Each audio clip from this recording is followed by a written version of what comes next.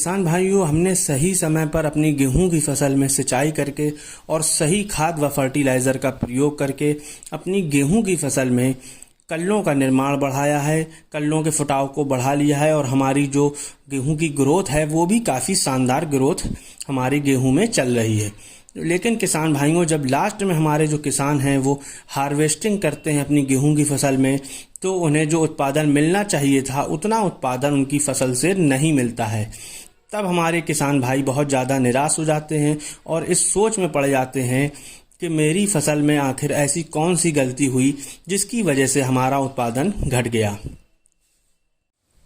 किसान भाइयों, मैं ये चाहता हूँ हमारे किसान जो हर वर्ष गलती करते हैं और लास्ट में उनका उत्पादन कम हो जाता है, इस वर्ष आप वो गलती ना करें। इसलिए किसान भाइयों, इस वीडियो के माध्यम से बहुत ही ज़्यादा सही और सटीक जानकारी मैं आप लोगों को आज देने वाला हूँ, जिससे गारंटी के साथ निश्चित तौर पर आपका उत्पादन हर वर्ष से ज़्यादा इस बार देखने को आप लोगों को मिलेगा। किसान भाइयों, गेहूं की फसल में अच्छा उत्पादन लेने के लिए 3 महत्वपूर्ण अवस्थाएं होती हैं। पहली जो अवस्था है किसान भाइयों, वो है गेहूं में स्वस्थ कल्लों का निर्माण और ज़्यादा से ज़्यादा कल्लों का निर्माण।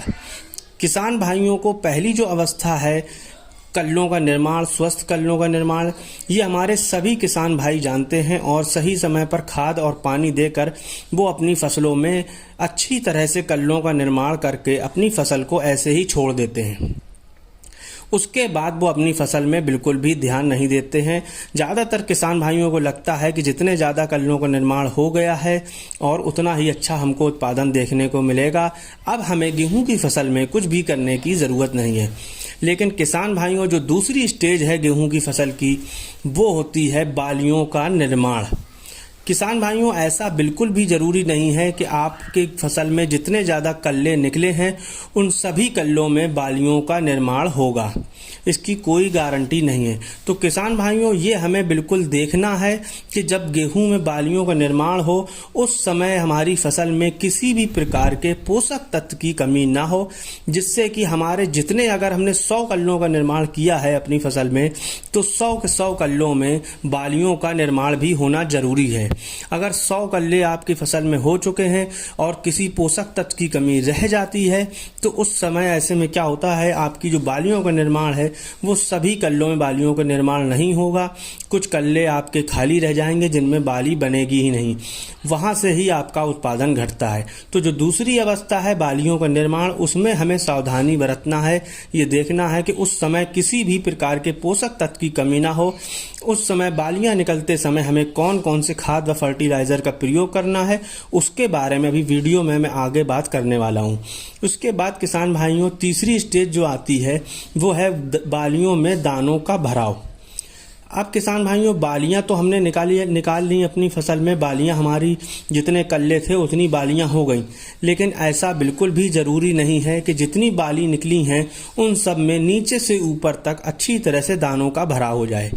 उस समय भी अगर किसी प्रकार के पोषक तत्व की कमी रह जाती है तो हमारी फसल में जो दानों का भराव है, या तो पूरी बाली खाली रह जाती है, उसमें दानों का भराव होता ही नहीं है, या फिर नीचे की तरफ दानों का भराव होता है और ऊपर की तरफ हमारी बाली खाली रहती है और नीचे से ऊपर तक बाली हमारी पतली हो जाती है। नीचे तो मोटी रहती है, ऊपर पतली हो जाती है, ऊपर दाने पतले हो जाते हैं। तो इस समय हमें जब दानों का भराव होता है, कौन से खाद व फर्टिलाइज़र का प्रयोग करना चाहिए और कौन सी सावधानी अपनी फसल में हमें रखना चाहिए, और हम कैसे पता करेंगे कि हमारी फसल को कौन से पोषक तत्व की ज़रूरत है, ये सारी जानकारी अभी मैं आगे आप लोगों को वीडियो में देने वाला हूँ। अगर वीडियो अच्छी लगे तो वीडियो को लाइक करें और ज़्यादा से ज़्यादा किसान भाइयों तक शेयर करें। हमारे ज़्यादातर किसान भाई वीडियो तो देखते हैं लेकिन चैनल को सब्सक्राइब नहीं करते हैं। किसान भाइयों, बिल्कुल फ्री में, मुफ्त में आप सब्सक्राइब कर सकते हैं चैनल को, ताकि खेती बाड़ी से संबंधित सही और सटीक जानकारी आप लोगों तक मिलती रहे। किसान भाइयों, सबसे पहले बात करेंगे गेहूं में पहली अवस्था जो हमें ध्यान देना है, गेहूं में स्वस्थ कल्लों का निर्माण और ज़्यादा से ज़्यादा कल्लों का निर्माण। किसान भाइयों, गेहूं की फसल में लगभग 50 से 55 दिन तक अगर हम चाहें तो अपनी जो गेहूं की फसल है उसमें कल्लों का निर्माण बढ़ा सकते हैं। यानी कि पहले दिन से लेकर 50 दिन तक यदि हम अगर अच्छे खाद और पानी का प्रयोग करते हैं तब भी हमारे कल्लों की संख्या बढ़ाई जा सकती है। तो किसान भाइयों, लगभग 45 या 50 दिन के बीच में आप अगर अपनी गेहूं की फसल में NPK का एक स्प्रे और साथ में चिलेटेड जिंक 33% उसका एक स्प्रे अपनी गेहूं की फसल में करते हैं तो यकीन मानिए आपकी गेहूं की ग्रोथ बहुत अच्छी बढ़ती है और जो कल्लों का निर्माण है वो भी बढ़ जाता है। 1 किलो का पैकेट अगर NPK का आप लेंगे उसको 200 लीटर पानी में घोलें और साथ में 800 ग्राम 33% चिलेटेड जिंक आप उसमें घोलें साथ में, और 1 एकड़ फसल में आप स्प्रे कर सकते हैं।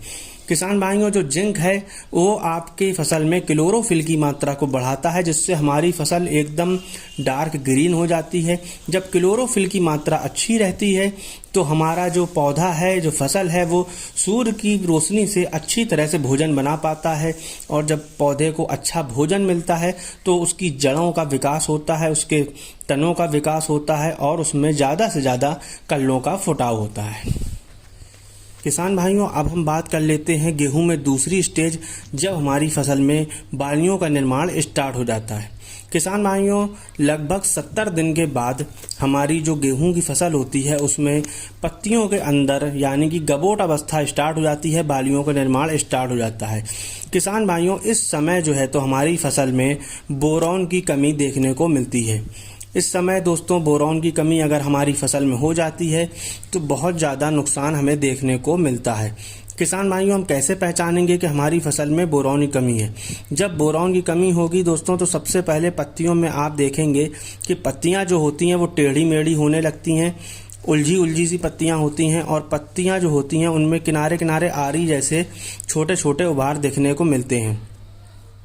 दोस्तों, अगर बोरॉन की कमी होती है हमारी फसल में तो बालियां जो है तो छोटी बनती हैं, टेढ़ी मेढ़ी कमजोर बाली बनती हैं जिसमें दाने या तो पूरी तरह से नहीं बन पाते हैं या फिर ऊपर की तरफ बाली खाली रह जाती है।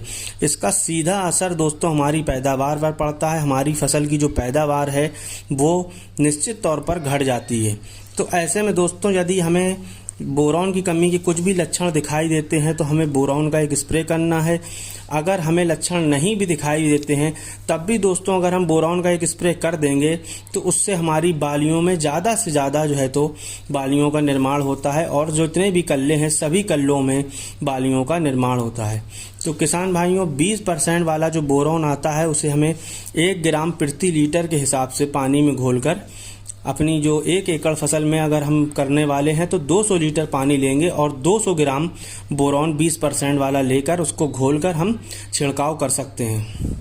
तो इससे हमारी फसल में ज़्यादा से ज़्यादा बालियों का निर्माण होगा और बालियों में जो दाने बनेंगे वो सही और सटीक दाने बनेंगे। किसान भाइयों, अब हम बात कर लेते हैं गेहूं में तीसरी स्टेज, यानी कि जब बाली निकल जाती है बाहर और उसमें दानों का भराव स्टार्ट हो जाता है। किसान भाइयों, दानों का भराव होते समय इस समय हमारी जो फसल होती है, जो पौधा होता है, उसको पोटास की आवश्यकता होती है, यानी कि जो पोषक तत्व है पोटास उसकी आवश्यकता पड़ती है। अगर ऐसे में दोस्तों हमारी जो फसल है उसमें पोटास की कमी रह जाती है तो हमारी जो बाली है उसमें नीचे से दानों का निर्माण स्टार्ट होता है और पोटास की कमी होने की वजह से ऊपर तक दाने नहीं बन पाते हैं, नीचे सिर्फ दाने बनते हैं और ऊपर हमारी बाली खाली रह जाती है। अगर पोटास की कमी होती है तो पूरे दाने बनते हैं लेकिन ऊपर की तरफ दाने पतले हो जाते हैं, दानों में गूदा नहीं बन पाता है। तो ये सारी कमी की वजह से हमारा उत्पादन लास्ट में हमें देखने को कम मिलता है। तो इसलिए किसान भाइयों, जैसे ही गबोट अवस्था से पत्तियों से बाहर हमारी बाली हमको दिखने लग जाए, बाली हमारी पूरी तरह से बाहर आ जाए, ऐसे में दोस्तों उस समय हमें अपनी गेहूं की फसल में NPK 0050 यानी कि जिसमें सिर्फ 50% जो है तो पोटास अकेले होता है वो उसका स्प्रे हमें अपनी गेहूं की फसल में करना चाहिए।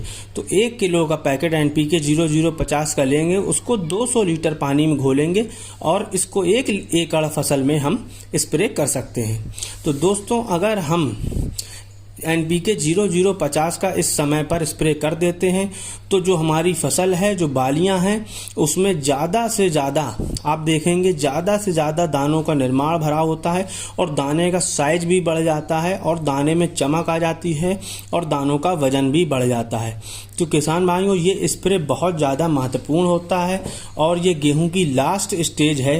इसमें अगर आपने सावधानी रख ली तो निश्चित तौर पर मैं गारंटी के साथ कहता हूँ, इन तीनों बातों में आपने तीनों अवस्थाओं में अगर ध्यान दे लिया और सही समय पर सही स्प्रे आपने अपनी फसल को दे दिया तो निश्चित तौर पर आपका जो उत्पादन है वो हर वर्ष से इस बार ज़्यादा देखने को मिलेगा। तो किसान भाइयों, आज की इस वीडियो में जो भी जानकारी दी मैंने, अगर अच्छी लगी हो जानकारी तो इसको वीडियो को लाइक करें और ज़्यादा से ज़्यादा किसान भाइयों तक शेयर करें ताकि सभी को जानकारी हो सके और हमारे सभी किसान भाई अपनी फसलों से अच्छा उत्पादन ले सकें। किसान भाइयों, ऐसे ही आगे वीडियो में बनाता रहूं, इसलिए आप हमारे चैनल को सब्सक्राइब कर सकते हैं। ज़्यादातर किसान भाई वीडियो देखते हैं लेकिन सब्सक्राइब नहीं करते हैं, तो किसान भाइयों बिल्कुल मुफ्त में फ्री में सब्सक्राइब होता है। आप मेरे चैनल को सब्सक्राइब जरूर करें ताकि सही और सटीक जानकारी आप लोगों को समय समय पर मिलती रहे। धन्यवाद।